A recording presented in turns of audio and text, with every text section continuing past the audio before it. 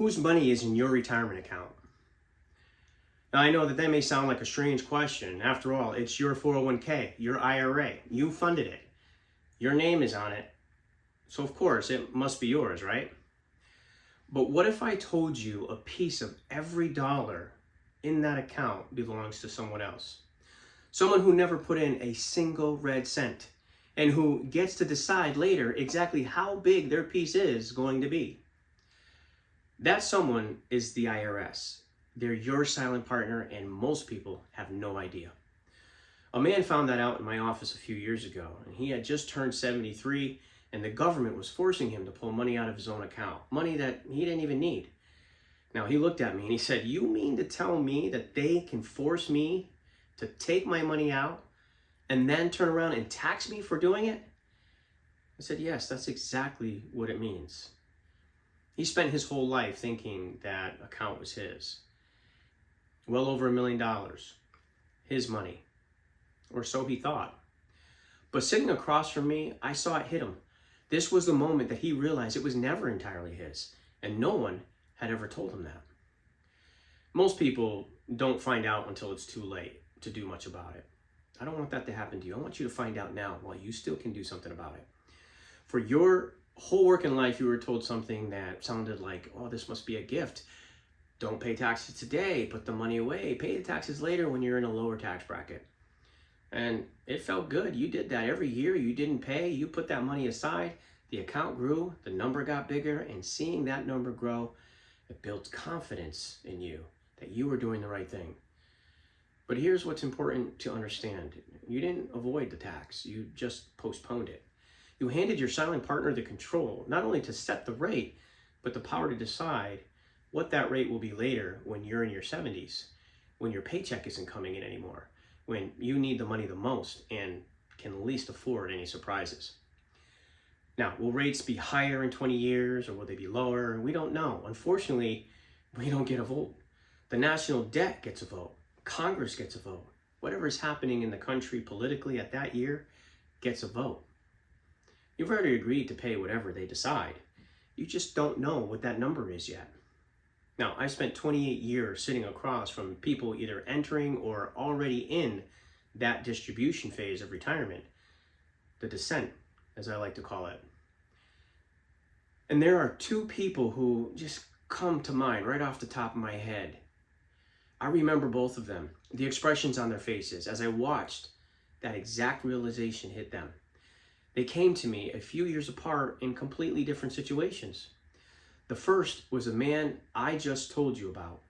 He had well over $1 million saved. He didn't need to touch it. He didn't need to live on it. He'd have happily left it to grow and leave as a legacy to his family and loved ones. But at 73, the government started forcing him to take it out anyway. They called required minimum distributions, or RMDs. And he had no choice. Take the money and pay the tax on every dollar, whether he needed it or not. The second person couldn't have been more different. She wasn't wealthy. She'd saved carefully her whole life. And now she needed to live on that money, pulling money from her 401k every month just to cover her bills. Now, she came to me confused because she had taken out $6,000 to live on, and somehow she thought only a part of it actually landed in her account. So I told her what nobody had told her before she retired. Nobody explained this. Every dollar she pulled out was taxed as income, ordinary income, the same income as a paycheck. On the $6,000, depending on her tax bracket, she might be able to keep $4,200. The rest went to her silent partner. One had too much and was forced to take it. The other needed every single dollar and watched a chunk vanish. Same shock, same moment of realizing the account that they had built their entire lives was never entirely theirs. And here's the part that makes the whole thing extremely unfair.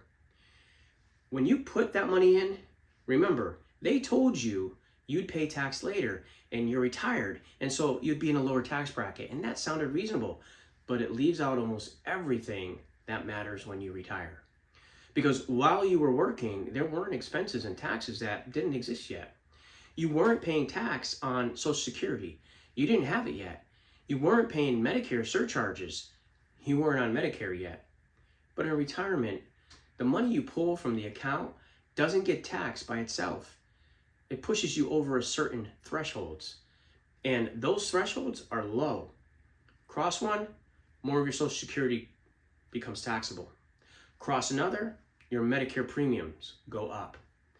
And for married couples, when one spouse passes, those thresholds become even lower. It can set the survivor up for taxes that they never even saw coming.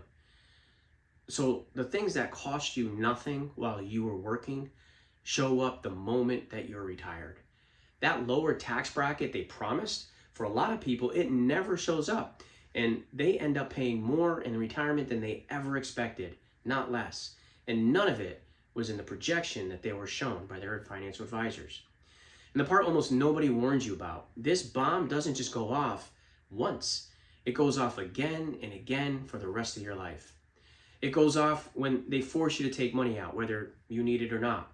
It goes off when one spouse passes away and a survivor already grieving gets pushed into a higher tax bracket all alone.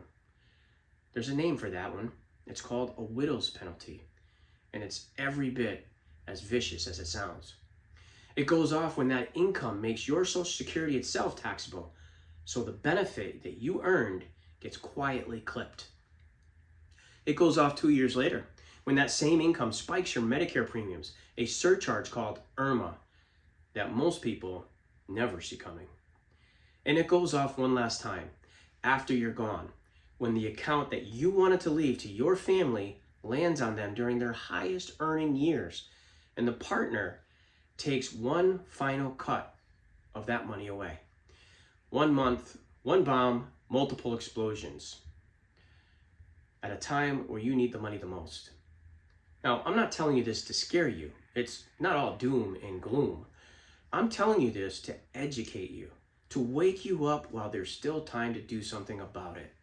Because the good news is a silent partner can be bought out.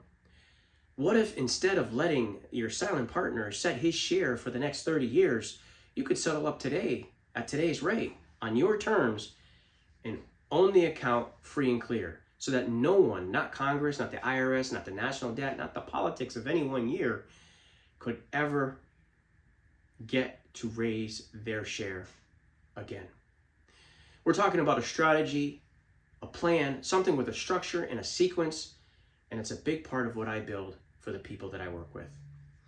But it only works if first you understand that there's a bomb waiting to go off in the first place, because you can't diffuse something that you can't see. So that's what we're going to do together on this channel. This is the start of a series because the tax bomb is too big for one video.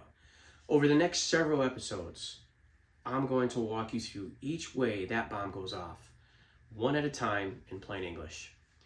The forced withdrawals, the widow's penalty, the tax on your Social Security, the Medicare surcharges, and the fees that you're quietly paying on money that was never even yours, sitting in your own retirement account, and what really happens to what you leave behind when you leave it behind.